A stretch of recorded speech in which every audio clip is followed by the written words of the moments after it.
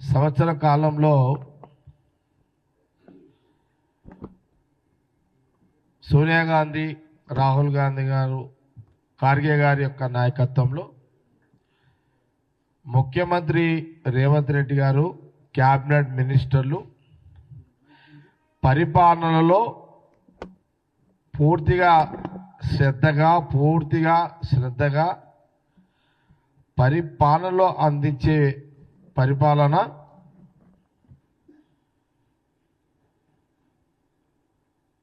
రాష్ట్రంలో ఆర్థిక శాఖకు నిధులు లేకపోయినా నిధులు సమకూర్చుకుంటూ పరిపాలన ప్రజలకు అందుబాటులో ఉండే విధంగా చాలా కష్టకాలంలో ఉన్నప్పటికీ కూడా తెలంగాణ రాష్ట్ర ప్రభుత్వం ఒక నిధులు లేక కష్టకాలంలో ఉన్న నిధులు లేక కష్టం ఉన్నా సమకూర్చుకుంటూ ఒకదాని వెనుక ఒకటి ప్రజలకు పథకాలు అందించే పద్ధతిని కొనసాగిస్తూ ఎంత పరిపాలన ఎంత బాగా చేసినా ప్రభుత్వము ప్రజలకు ఎంత అందుబాటులో ఉండి పనిచేసినా ప్రతిపక్ష పార్టీలు విమర్శలు చేస్తూనే ఉన్నాయి. ఈ రాష్ట్రానికి సంబంధించి ప్రతిపక్ష పార్టీగా ఉన్న బీఆర్ఎస్ పార్టీ కానివ్వండి, కేంద్రంలో అధికారం ఉన్న బీజేపీ పార్టీ కానివ్వండి, తెలంగాణలో ఉన్న కాంగ్రెస్ ప్రభుత్వంని, ముఖ్యమంత్రి రేవంత్ రెడ్డి గారితో పాటు క్యాబినెట్ మినిస్టర్లని ఏదో రకంగా అపనిందలు వేయడము, నిందలు వేయడము, వాళ్ళని బదలాం చేసే ఒక కార్యక్రమాన్ని అటు బీఆర్ఎస్ బీజేపీ చేస్తూనే ఉన్నాయి. అయినా ఎక్కడ కూడా వారి యొక్క విమర్శలకు భయపడకుండా ప్రజలు ఇచ్చిన అధికారాన్ని సద్వినియోగం చేసే విధంగా ప్రజలకు అందుబాటులో ఉంచే విధంగా పరిపాలన కొనసాగుతూ ఉన్నది. ఒక తేడా చెప్పాలి, పోయిన 9.5-10 సంవత్సరాల బీఆర్ఎస్ పరిపాలనలో ఎక్కడ కూడా సెక్రటేరియట్లో ప్రజలు డైరెక్ట్గా ముఖ్యమంత్రి గారి ఛాంబర్కి కానీ, మంత్రుల ఛాంబర్కి కానీ, లేదా అధికారుల ఛాంబర్లకు పోయే యొక్క స్వేచ్ఛ లేకుండే, ఆ యొక్క స్వతంత్రం లేకుండే. దానికి సాక్ష్యము మీడియానే. గత 10 సంవత్సరాల కాలంలో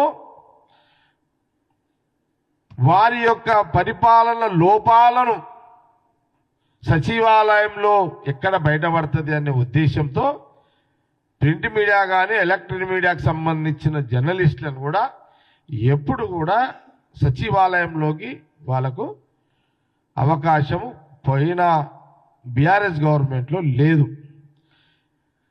కాంగ్రెస్ గవర్నమెంట్ వచ్చిన తర్వాత సచివాలయంలో 10 గంటల నుంచి రాత్రి 9 గంటల వరకు కూడా మంత్రులు, ముఖ్యమంత్రి అందుబాటులో ఉన్న అన్ని ఛాంబర్లలో, అధికారులు అన్ని ఛాంబర్లో ప్రజలు డైరెక్ట్గా పోయి వాళ్ళ పనులు చేసుకునే ఒక స్వేచ్ఛ, స్వతంత్రాన్ని కాంగ్రెస్ గవర్నమెంట్ వచ్చిన తర్వాతనే తెలంగాణ ప్రజలు చూసారు. ఇది మొదటి రిజల్ట్, ఇది ఫస్ట్ రిజల్ట్. ఇది ఎవరైనా ఒప్పుకోవాల్సిందే. రెండవది, ప్రమాణ స్వీకారం రోజే ముఖ్యమంత్రి రేవంత్ రెడ్డి గారు ఉచిత బస్సు ప్రయాణము మొదలుపెట్టిండు. మన తెలంగాణలో గమనించాలి, మన తెలంగాణలో దాదాపు 4 కోట్ల పైబడు చిల్లర ప్రజలు నివసిస్తున్నారు. అందులో దాదాపు సగం శాతము ఆడవాళ్ళే. అటో ఇటో 2 కోట్ల మంది ఆడవాళ్ళు అయితే ఉన్నారు తెలంగాణ రాష్ట్రంలో. తెలంగాణ 2 కోట్ల మహిళల్లో ఈ పాటికి నాకు తెలిసిన కాడికి బస్సు ప్రయాణం చేసే మహిళలందరూ అటో ఇటో 1.5 కోటి అయితే తక్కువ అందరికీ కార్లు అయితే లేవు కదా. మాట కార్లు అంటే ఒక 20 లక్షల మంది, ఒక 25 లక్షల మంది తీసేయండి కార్లు. ఒక 1,75,00,000 మంది అయితే ఈ సంవత్సర కాలంలో ఉచిత బస్సు ప్రయాణం చేసిరని నేను చెప్పగలుగుతా. ఒక్కొక్కరు దాదాపు 20 సార్లు, 30 సార్లు, 40 సార్లు. ఈ ఒక సందర్భంలో కొందరు మాకు ఆడవాళ్ళే, ప్రతిపక్ష పార్టీ ఆడవాళ్ళు, ఎవరు BRS ladies and BJP ladies, వాళ్ళు ఏమేమి విమర్శిస్తున్నారంటే మాకు అసలు సీట్లే దొరుకుతలేవు అని వాళ్ళు విమర్శిస్తున్నారు. ఇది విచిత్రమైన విమర్శ. ఒక నా సంగారెడ్డి ప్రాంతంలో మా ఐఐసి చైర్మన్ నా భార్య కొంత గ్రామాలు ఊళ్ళు తిరుగుతుంటే అక్కడ వాళ్ళు ఆడవాళ్ళు అపోజిషన్ పార్టీ కౌన్సిలర్స్ వాళ్ళు ఉంటారు కదా, బీజేపీ బీఆర్ఎస్ వాళ్ళు అన్నారంట, మాకు బస్సులలో జాగా దొరుకుతలేదు, ఏది బీఆర్ఎస్ ప్రతినిధులు అండ్ బీజేపీ ప్రతినిధులు మాకు బస్సులలో దొరుకుతలేదు, మీరు ఇట్లా ఓపెన్ పెట్టేసరికి సీట్లే దొరుకుతలేవు, నిలబడి వాల్సి వస్తున్నది, అసలు బస్సుకి ఎక్కడికే జాగా దొరుకుతలేదు మాకు అని వాళ్ళు విమర్శ చేసిరంట. నా భార్య నిర్మల అన్నదంట, మరి ఏం చేద్దాం, పని చేద్దామంటారా ఏందని అడిగిందంట. వాళ్ళ భర్తలు వచ్చి అట్లా కాదు అని వాళ్ళ భర్తలు కవర్ చేసిరంట. అంటే కాంగ్రెస్ ప్రభుత్వము ఆ రోజు సోనియా గాంధీ గారు, రాహుల్ గాంధీ గారు, ప్రియాంక గాంధీ గారు, ఖార్గే గారు ముఖ్యమంత్రి రేవంత్ రెడ్డి అయిన తర్వాత వారి నాయకత్వంలో ఆర్టీసీ చైర్మన్ పొన్నం ప్రభాకర్ గారు, క్యాబినెట్ మినిస్టర్లు వారు అంటే ప్రతి ఇంట్లో మహిళలు ఈరోజు ₹1 ఖర్చు లేకుండా రాష్ట్రం మొత్తం కూడా ఉచిత బస్సు ప్రయాణం చేస్తూనే ఉన్నారు. హామీ నిలబెట్టుకున్న తర్వాత కూడా మాకు విమర్శలు తప్పలేవు. విచిత్రమైన పరిస్థితి. హామీ నిలబెడతలేము, లేట్ అవుతుందని విమర్శ చేస్తారు బీఆర్ఎస్ బీజేపీ. హామీ నిలబెట్టుకున్న తర్వాత సీట్లు దొరకలేవని మళ్ళీ బీఆర్ఎస్ బీజేపీ వాళ్ళు మళ్ళీ బదనాం చేస్తున్నారు. ఇది ప్రజలు గమనించాలని నేను గాంధీభవన్ మీడియా ద్వారా గమనించాలని కోరుతున్నాను.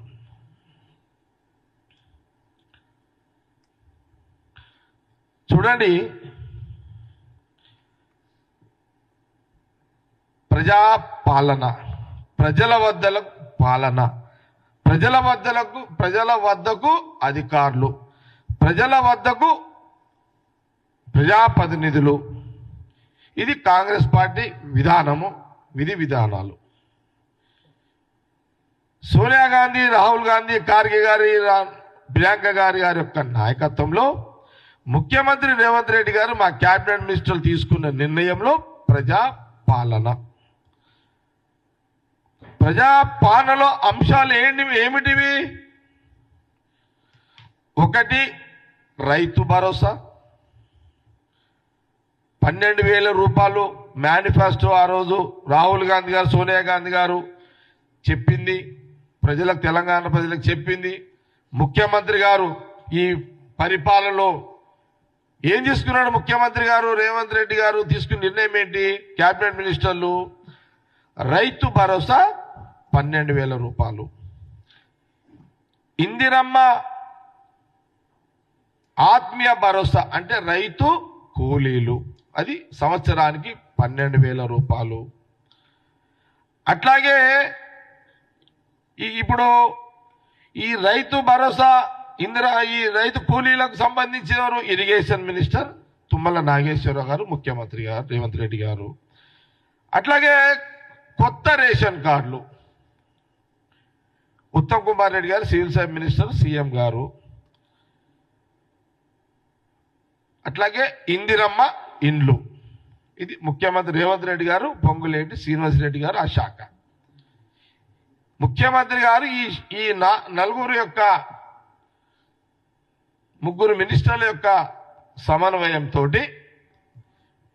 ఈ ప్రజాపాలనలో ప్రజా పరిపాలనలో కాంగ్రెస్ అధికారంలో ఈ ఎవరైతే అధికారులు ఉన్నారో అధికారులందరూ కూడా ఈ 4 రోజులు అన్ని గ్రామాలు, అన్ని గ్రామ పంచాయతీలు, అన్ని మండలాల్లో గ్రామ పంచాయతీలు, అన్ని మున్సిపాలిటీలలో వార్డులు, అన్ని బస్తీలు అధికారులు కూడా పోయారు, మినిస్టర్స్ తిరుగుతున్నారు, మరి ఎమ్మెల్యేలు శాసనసభ్యులు కానివ్వండి, కార్పొరేషన్ చైర్మన్లు కానివ్వండి, అపోజిషన్ పార్టీ వాళ్ళు. ప్రాబ్లం ఏంటంటే ఈ ప్రజా పరిపాలనలో అపోజిషన్ పార్టీకి సంబంధించిన శాసనసభ్యులకు అవకాశం ప్రభుత్వం కల్పించిన వాళ్ళు ఎవరు పోలేకపోయారు. కారణం ఏంటంటే ఈ 4 అంశాలు ఏవైతే రైతులు, పేదవాళ్ళ ఇళ్ళకి ఏదైతే పేదవాళ్ళకి సంబంధించిన పథకాలు ఉన్నాయో ఇవన్నిటి విషయంలో అపోజిషన్ పార్టీ ఎమ్మెల్యేలు, ఎంపీలు ఈ యొక్క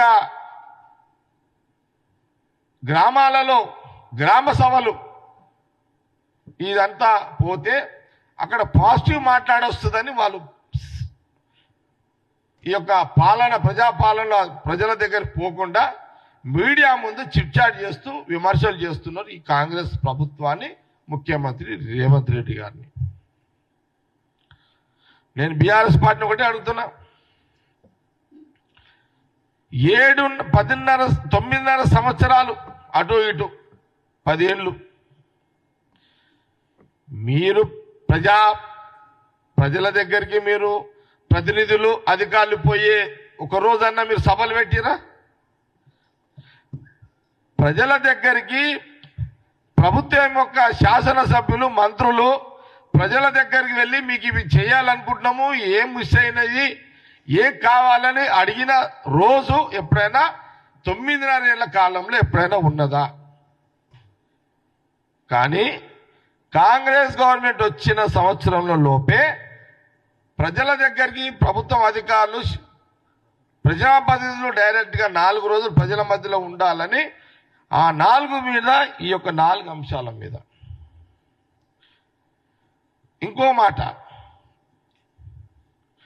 ఇప్పుడు రైతు భరోసా 1 ఎకరా నుంచి సాగు భూమిని అన్ని ఎకరాలకు రైతు భరోసా ఎకరానికి 12,000 రూపాయలు ఇక డిసైడ్ అయిపోయింది. ఇవాళ ఏం కన్ఫ్యూజ్ చేయొద్దు, బీఆర్ఎస్ వాళ్ళు కన్ఫ్యూజ్ చేస్తున్నారు, రైతులు కన్ఫ్యూజ్ కాకండి. 12,000 రూపాయలు సంవత్సరానికి, ఎకరానికి 6,000 చొప్పున 2 సార్లు 12,000 రూపాయలు. ఇక మీరు 5 ఎకరాలు ఉందా, 8 ఎకరాలు ఉందా, సాగుకి 10 ఎకరాలు ఉందా, 15 ఎకరాలు సాగుకుందా, లేదు డబ్బులు లేక భూమి దున్నుతలేవా, దున్నకపోతే ప్రభుత్వం ఇస్తుంది, పోయి దున్ను, ఇత్తనాలు.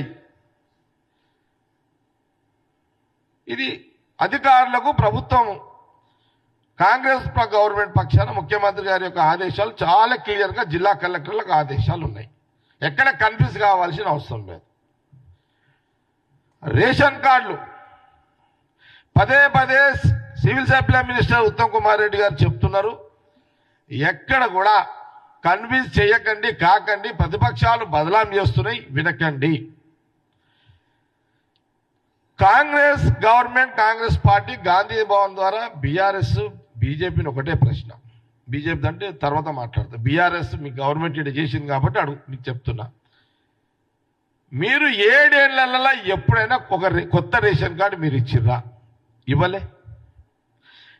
7 ఏళ్ల తర్వాత, మీ 9.5 ఏళ్ల సంవత్సరంలో 7 ఏళ్ల తర్వాత కొత్త రేషన్ కార్డులు ఇవ్వాలి. సపోజ్ ఒక గ్రామంలో కానీ, ఒక బస్తీలో కానీ, ఎక్కడైనా సరే 7 సంవత్సరాల కాలంలో ఒక జంటకు పెళ్ళయింది, వాళ్ళకి 2 3 పిల్లలు పుట్టారు, వాళ్ళు పెద్దగా అయ్యారు, మరి వాళ్ళకి రేషన్ కార్డులు ఎక్కియాలి. మరి ఈ 7.5 కాలంలో వాళ్ళ పుట్టిన సంతానానికి రేషన్ కార్డులో పేర్లు ఎక్కిచ్చే అవకాశం లేని ప్రభుత్వం గతంలో బీఆర్ఎస్ పనిచేసింది. ఇప్పుడు ఏమంటుంది కాంగ్రెస్ గవర్నమెంట్, ముఖ్యమంత్రి రేవంత్ రెడ్డి గారు, సివిల్ మినిస్టర్ ఉత్తమ్ కుమార్ రెడ్డి గారు ఏమంటారు, గత 7 ఏళ్ల కాలంలో పెళ్ళైన కొత్త జంటకు పుట్టిన 2-3 పిల్లలను కూడా కొత్త ఆ రేషన్ వాళ్ళకు అందులో వాళ్ళ పేర్లు ఎక్కియాలి. రేషన్ కార్డు పాతది ఎప్పుడో ఉంది, 7 ఏళ్ల కింద రేషన్ కార్డు ఉందనుకో, 7 ఏళ్ళతో పిల్లలు పుట్టిరు, వాళ్ళని ఎక్కిలే పేర్లు, ఆ పేర్లని కూడా ఆ రేషన్ కార్డులు ఎక్కించుకునే వెసులుబాటు కాంగ్రెస్ గవర్నమెంట్ ఇచ్చింది. ఇది కలెక్టర్లకు ఆదేశాలు ఇచ్చారు. ఇలా డౌట్ ఏమన్నా మీకు? ఓకేనా? ఒకటి. ఇంకోటి ఏంది, అసలు రేషన్ కార్డే లేదు 7 ఏళ్ళల్లా, వాళ్ళని కూడా అర్హులుగా గమనించాలి, వాళ్ళకు కూడా రేషన్ కార్డు ఇవ్వాలి అనేది కూడా డైరెక్షన్ గవర్నమెంట్ ఇచ్చింది. కన్ఫ్యూజ్ కావాల్సిన అవసరం ఏముంది? ఎవరికి కన్ఫ్యూజ్ అవుతున్నారు? కేటీఆర్, హరీష్ రావు కన్ఫ్యూజ్ అవుతున్నారు. వాళ్ళ బుర్రకి ఎక్కలేదు. ఇది మీ బుర్రలకు ఎక్కకపోతే పబ్లిక్ ఎందుకు పరిశీలన చేస్తున్నారు అని కాంగ్రెస్ పార్టీ అంటున్నది. మీ బుర్రలు ఎట్లా ఖరాబ్ అయిపోయినాయి, ఎట్లా కేటీఆర్ది, హరీష్ రావు మీ బుర్రలు ఎట్లా బ్లాక్ అయిపోయినాయి? మీకు బుర్రలు పనిచేస్తలేవు, మీ బుర్రలు పనిచేస్తలేవు, మీ బుర్రలు ఎక్కలేవు అని మంది బుర్రలు ఎందుకు ఖరాబ్ చేస్తున్నారు మీరు?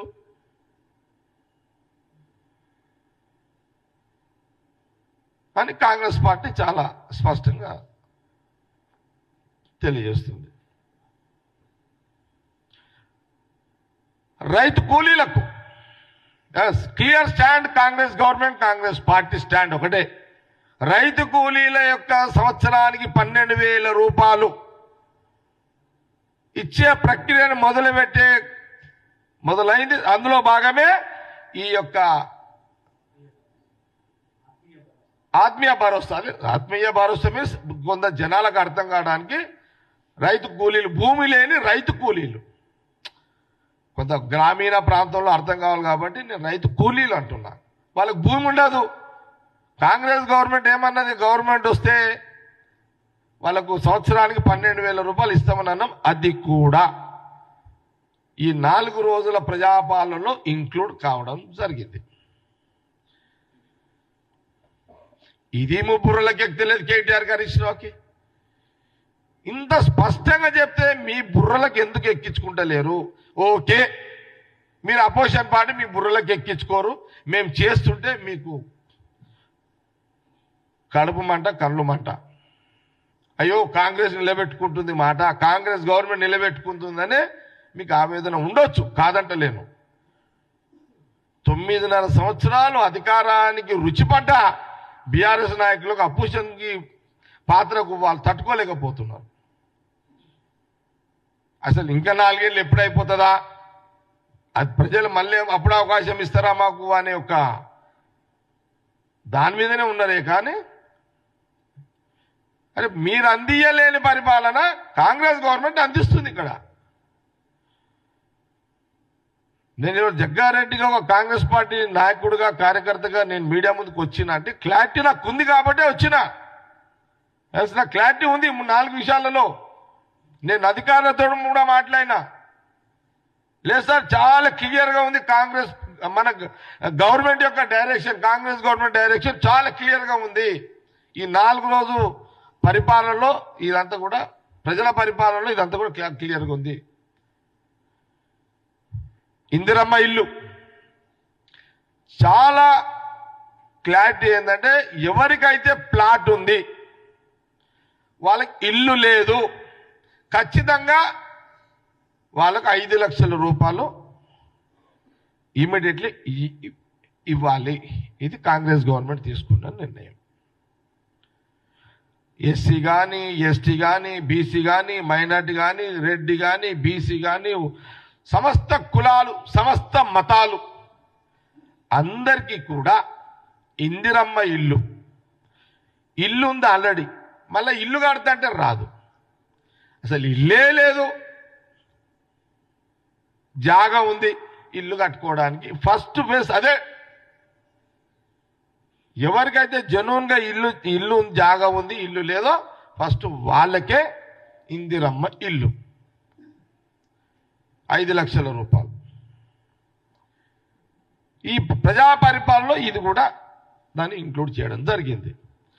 రైతు భరోసా, రైతు కూలీలు, కొత్త రేషన్ కార్డులు, ఇందిరమ్మ ఇల్లు, ఈ 4 అంశాలు. ఇది గ్రామీణ ప్రాంతంలో, పట్టణ ప్రాంతంలో, అటు గ్రామాలు ఇల్లు పట్టణాల బస్తీలలో ఇవన్నీ అమలు చేసే ఒక ప్రక్రియలో భాగమే ఈ 4 రోజులు ప్రజా పరిపాలన.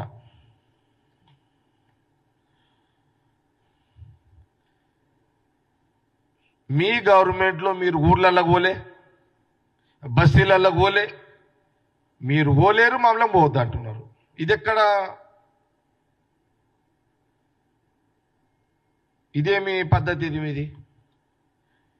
మీకు 9.5 ఏళ్ళు మీకు ప్రజలు అవకాశం ఇచ్చినప్పుడు ప్రజా పరిపాలన అనే దానికి ప్రజల దగ్గర ప్రభుత్వం పోయే ప్రయత్నం మీరు చేయలేదు. మీరు పోలేదు కాబట్టి మమ్మల్ని కూడా పోవద్దా? కాంగ్రెస్ గవర్నమెంట్ పోవద్దా? ప్రజల దగ్గర పోవద్దా? మీరు పోలేదు, మమ్మల్ని పోవద్దా అంటున్నారు. ప్రధానంగా ఈ 4 అంశాలు అవసరం కాబట్టి ప్రభుత్వం అన్ని రకాల జాగ్రత్తలు తీసుకొని ఈ యొక్క కార్యాచరణ కార్యక్రమాన్ని చేపట్టడం జరిగింది.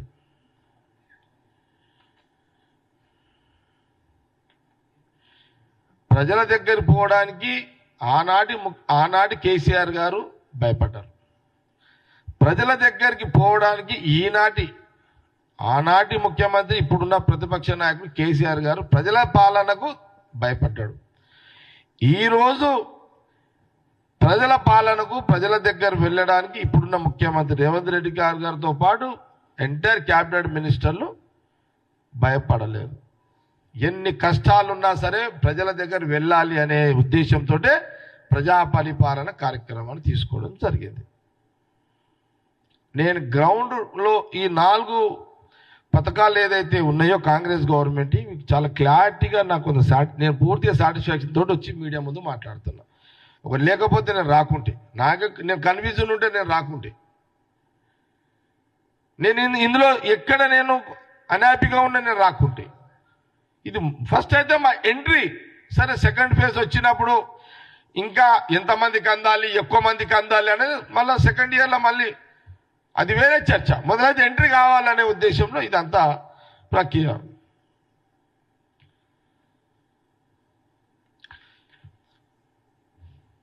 ఎక్కడ కూడా బీఆర్ఎస్ నాయకులు ఈ ప్రజా పరిపాలనలో కొన్ని ప్రాంతాలలో అడ్డుదలగడము, న్యూసెన్స్ చేయడము,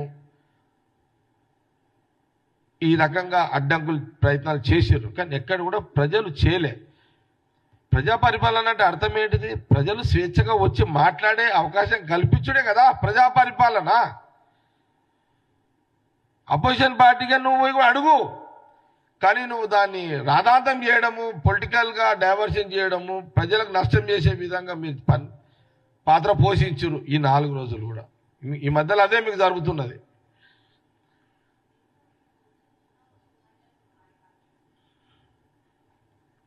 కాంగ్రెస్ గవర్నమెంట్, సోనియా గాంధీ, రాహుల్ గాంధీ,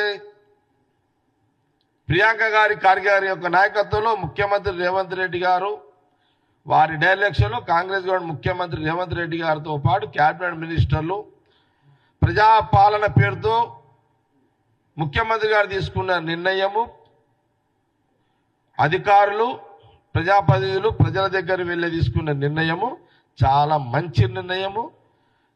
దీనివల్ల ప్రతి మానవుడు స్వేచ్ఛగా అధికారులకు తనకేం కావాలో చెప్పుకునే అవకాశము, వెసులుబాటు ఈ ప్రజా పరిపాలన కలిగించింది అనే దాంట్లో చాలా స్పష్టంగా ఈరోజు ఈ మీడియా ద్వారా చెప్పడం జరుగుతుంది. ఇప్పుడు నాకు అర్థం కాలే సారీ అది. నేనేమంటున్నానంటే మీ క్వశ్చన్లో కొంత కన్ఫ్యూజ్ ఉంది. కన్ఫ్యూజ్ ఏంటంటే ఇదే కన్ఫ్యూజ్ అంటే మీ కన్ఫ్యూజ్ కాదు, అంటే మీ మీడియా కన్ఫ్యూజ్ కాదు, అపోజిషన్ పార్టీ యొక్క కన్ఫ్యూజ్ని ఈ రకంగా ప్రచారం ఎక్కువ జరుగుతుంది. ఇప్పుడు ఒకటి క్లియర్, రేషన్ కార్డులకు సంబంధించి civil supply minister Uttam Kumar Reddy గారు, నేను అధికారులతో మినిస్టర్ గారితో మాట్లాడినా, అధికారులతో కూడా మాట్లాడినా. వాళ్ళు ఏమంటున్నారంటే, నేను ఇంతమంది చెప్పిన 7 సంవత్సరాల కాలంలో బీఆర్ఎస్ గవర్నమెంట్ ఉన్నప్పుడు రేషన్ కార్డులు ఇవ్వలేదు. ఆ రోజు పెళ్లిళ్ళైన జంటకు పిల్లలు పుట్టిరు, వాళ్ళకు లేదు, వాళ్ళ పిల్లలకు ఇప్పటి వరకు రేషన్ కార్డు లేదు. వాళ్ళు ఎలిజిబుల్ కింద వస్తారు, వాళ్ళకి రేషన్ కార్డు ఇస్తారు. ఓకే, ఒక గవర్నమెంట్ బాధ్యత ఏంది? కొంత ఇన్ఫర్మేషన్ కలెక్ట్ చేసుకోవడం తప్ప అధికారులు, ప్రజాప్రతినిధులు గ్రామాలలో, పట్టణాల్లో ప్రజల దగ్గరికి వెళ్ళేటప్పుడు ఇన్ఫర్మేషన్, సమాచారము తీసుకుని, సమాచారం ద్వారా పోయి లేని సమాచారం తీసుకోవడం తప్ప ప్రభుత్వం అంటే ఏంటిది? ఎవరు కష్టాలలో, ఎవరికి రేషన్ కార్డు ఉంది, ఎవరికి లేదు, ఉన్న వాళ్ళ డాటా ఇక్కడ పెట్టుకున్నప్పటికీ కూడా ఎవరైనా మిస్ అయ్యారా, ఎవరైనా తప్పిపోయారా చెక్ చేయడానికి ప్రజాపాలనలో అధికారులు అక్కడికి వెళ్తే తెలుస్తుంది అనేదే ప్రజాపరిపాలన. మీరు నేనేమంటున్నా చారి, మీరు 1కి 4 సార్లు దరఖాస్తులు పెట్టుకోవడం వల్ల కొంతమంది విసుగు చెంది ఉంటారు. కానీ 1కి 10 సార్లు ఎవరు మిస్ కాలేరు అని చెక్ చేసుకోవడానికి అడుగుడు తప్పు కాదు అని మా భావన. మిస్ అయితే కూడా మళ్ళీ మీరే అడుగుతారు కదా. 1కి 4 సార్లు చెక్ చేసుకోండి. ఎందుకంటే రేషన్ కార్డులు రిలీజ్ చేసేటప్పుడు ప్రతిపక్షాల పాత్ర ఏముంటుంది? ఈ స్కీమ్ ఎట్లా ఫెయిల్ కావాలి అని బీఆర్ఎస్, బీజేపీ చూస్తున్నది. కొత్త రేషన్ కార్డులు ఇవ్వకుండా ఎట్లా అడ్డు తగలాలి అని BRS opposition party, BJP party చూస్తున్నది. ఈ రేషన్ కార్డులన్నీ సక్రమంగా అందరికి అందుతే కొంత అపోజిషన్ పార్టీలకు ఉనికి పోతుంది. కాబట్టి రాజకీయంగా వాళ్ళకు భవిష్యత్తు లేకుండా పోతుందేమని ఒక భయాందోళనలో వాళ్ళు దీన్ని ఎట్లా, ఏ రకంగా దీన్ని ఈ ప్రక్రియ జరగకుండా వీళ్ళని డిస్టర్బ్ చేయాలి అనే ఒక పద్ధతిలో అపోజిషన్ పార్టీ సహజంగా ఉంటుంది కదా అంతా. కాబట్టి ఎవరు ఎన్ని ప్రజల కోసము నిస్వార్థంగా ప్రభుత్వం పనిచేసేటప్పుడు వాళ్ళు ఎన్ని అడ్డంకులు వేసినా, ఎవరికైతే రేషన్ కార్డు అందాలి, ఎవరికైతే ఇందిరమ్మ ఇల్లు అందాలి, ఎవరికైతే 12,000 ఎకరానికి 12,000 సంవత్సరానికి ఇవ్వాలి, ఎవరైతే రైతు కూలికి 12,000 సంవత్సరానికి ఇవ్వాలి, వాళ్ళు ఎక్కడ కూడా ఈ సిస్టంలో మిస్ కావద్దనే ప్రక్రియలో భాగమే 1కి 4 సార్లు ప్రభుత్వం చెక్ చేసుకుంటూ ప్రజా పరిపాలనలో కూడా మళ్ళా క్లారిఫై కోసమే జనం దగ్గరికి వెళ్తున్నది. ప్రాబ్లం ఏంటంటే బండి సంజయ్కి డైరెక్ట్గా అంటే రాజకీయ అనుభవం లేకుండా మినిస్టర్ పోస్టులు వస్తున్నాయి ఆయనకు. ప్రాబ్లం ఏంటంటే బండి సంజయ్ గారికి ఆయనకు అనుభవం లేదు. రాజకీయ అనుభవం లేకుండానే ఆయనకు మినిస్టర్ పోస్టులు వచ్చేస్తున్నాయి డైరెక్ట్గా. అంటే ఒక సెంట్రల్ మినిస్టరు ఏమి మాట్లాడాలి, ఏది మాట్లాడొద్దు, గవర్నమెంట్ సిస్టమ్ ఏంది, ఇవేమి అనుభవం లేకుండానే డైరెక్ట్గా ఆయనకు క్యాబినెట్ మినిస్టర్ ఇచ్చేసరికి ఏం మాట్లాడో తోస్తలేదు ఆయనకు. అంటే గతంలో ఒక ప్రెసిడెంట్గా ఎన్ని మాట్లాడినా చెల్లుతుంది, కానీ నువ్వు సెంట్రల్ మినిస్టర్గా ఒకసారి నువ్వు సిస్టమ్ తెలుసుకొని మాట్లాడాలి. ఒక బండి సంజయ్ గారు నేను ఒక మాట చెప్తున్నా, బండి సంజయ్ సెంట్రల్ మినిస్టర్ శాఖాపరమైన అంటే ఒక సెంట్రల్ మినిస్టర్గా ఏది మాట్లాడాలి, ఏది మాట్లాడొద్దు, మాట్లాడే ముందు ఆలోచన చెయ్యాలి, ఆలోచన లేకుండా మాట్లాడొద్దు, ఇలాంటి అవగాహన లేని యొక్క మాటలు బండి సంజయ్ గారు మాట్లాడుతున్నారు. సపోజ్ ఈ సిస్టమ్ ఏంది, రాష్ట్రం తెలంగాణ రాష్ట్రం ఉంది, ఈ రాష్ట్రంలో తెలంగాణ ప్రజలు ఉన్నారు, ఈ ప్రజలు కట్టే ట్యాక్సీలే సెంట్రల్ గవర్నమెంట్కి పోతాయి. ఆ ట్యాక్సెస్ వీళ్ళు కట్టే ట్యాక్సెస్ ఏదైతే ఉంటుందో, పన్నులు ఏదైతే కడతామో మనం ప్రజలము, ఆ పన్నులే కేంద్రం పోతుంది, అటు నుంచి మళ్ళీ మనకు వస్తాయి. ఎట్లయితే మనము ఇత్తు వేసి చెట్టును పెంచి పండ్లు అయితాయో పండ్లు కోసుకొని ఎట్లా తింటాం, ఇది కూడా గంతే. ఇత్తులేసి చెట్టు పెరుగుతుంది, పండ్లు అయితే కోసుకొని తింటాం. సెంట్రల్ గవర్నమెంట్ పాత్ర చెట్టు పాత్రనే. ఇత్తులేసేది ఎవరు? తెలంగాణ ప్రజలు. మరి చెప్తాను. కాబట్టి బండి సంజయ్ గారు ఇది మీకు ఇది తెలియకపోయా, మీకు ఇది మీకు చెప్తామన్నా మీరు అర్థం చేసుకోరు. అల్టిమేట్ పాలిటిక్స్ ఎట్లా అయిపోయిందంటే బ్రేకింగ్ వాడాలంటే నోటుకు వస్తే ఏది వస్తుంది మాట్లాడితే బ్రేకింగ్ వాడితే అనే లెక్కలకు పోయారు లీడర్లు అంతా. ఇప్పుడు అర్థమైందా? ఇక ఏదో మాట్లాడితే బ్రేకింగ్ పడుతుంది. అందులో బండి సంజయ్ గారు ఫుల్ బ్రేకింగ్ లీడర్ అయిపోయాడు. దాని తోక ఉండదు, దాని తొండం ఉండదు, దాని ముక్కు ఉండదు, అది ఉండదు, ఇది ఉండదు, ఏది ఉండదు. మళ్ళీ చెప్తున్నా బండి సంజయ్ గారు, మీకు ఇంకో డౌట్, మన మిత్రుడు ప్రతాప్ అడుగుతున్నాడు ఇంకొక డౌట్. కేంద్రంలో కాంగ్రెస్ ప్రభుత్వం ఉంది, రాష్ట్రంలో కాంగ్రెస్ ప్రభుత్వం ఉంటే, అంటే రాష్ట్రంలో ఏ ప్రభుత్వం అయితే ఉంటుందో ఆ ముఖ్యమంత్రి ఫోటోనే ఉంటుంది. ఇప్పుడు కాంగ్రెస్ గవర్నమెంట్ ఉంది, కాంగ్రెస్ ముఖ్యమంత్రి రేవంత్ రెడ్డి ఫోటోనే ఉంటుంది. ఎందుకు? మనం పెట్టిన ఇత్తు, మన చెట్టు, మన పండ్లు, మన ఫోటో. ఇప్పుడు మనం బండి సంజయ్ గారికి చెప్పాలంటే ఇప్పుడు మీడియాలో ఈ బ్రేకింగ్తో చెప్పలేము. ఆయన కూర్చుని గంటల గంట క్లాత్ తీసుకోవాల్సి వస్తుంది మేము. ఎందుకంటే ఇది బ్రేకింగ్లతో ఆయన ఏం అర్థం చేసుకోగలుగుతాడు బండి సంజయ్ గారు? అది సిస్టమే కాదు అది. కాబట్టి అచ్చా ఏమి అదే జాగీర్దార్ మాటలు మాట్లాడిన ఆయన. ఇదేమో డెమోక్రసీ ఓట్లతోటే కదా అందరం అయ్యేది. ఇప్పుడు నువ్వు మోడీ గారు ఫోటో పెట్టకపోతే స్కీమ్లన్నీ బంద్ చేస్తావా? బియ్యం ఇయ్యవా? ఇక పైసలు ఇయ్యవా?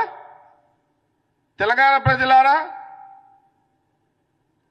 ఇది ఆలోచన చేయండి. అంటే తెలంగాణ ప్రజలు బ్లాక్మెయిల్ చేస్తున్నాడు ఎవరు? BJP central minister Bandi Sanjay గారు తెలంగాణ ప్రజలను బ్లాక్మెయిల్ చేస్తున్నావు.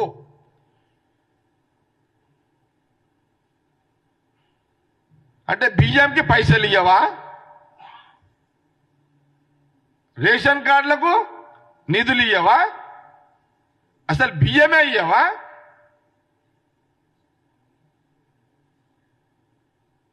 ఇండ్లు పైసలు కూడా ఇయ్యవా తెలంగాణ ప్రజలకు? అంటే Bandi Sanjay BJP centre minister ఏమంటున్నాడుగా, తెలంగాణ ప్రజలకు వార్నింగ్ ఇచ్చేసిండు. మీకు ఇండ్లు ఇయ్యా, ఇండ్లకు పైసలు ఇయ్యా, బియ్యంకి పైసలు ఇయ్యా, నూనెకు పైసలు ఇయ్యా, చింతపండుకు పైసలు ఇయ్యా, ఉప్పు కారానికి పైసలు ఇయ్యా. ఒక సెంట్రల్ మినిస్టర్ బండి సంజయ్ గారు ఇంత డైరెక్ట్గా టీవీలల్లో ప్రజలనే నువ్వు వార్నింగ్ ఇస్తున్నావు, బ్లాక్మెయిల్ చేస్తున్నావే.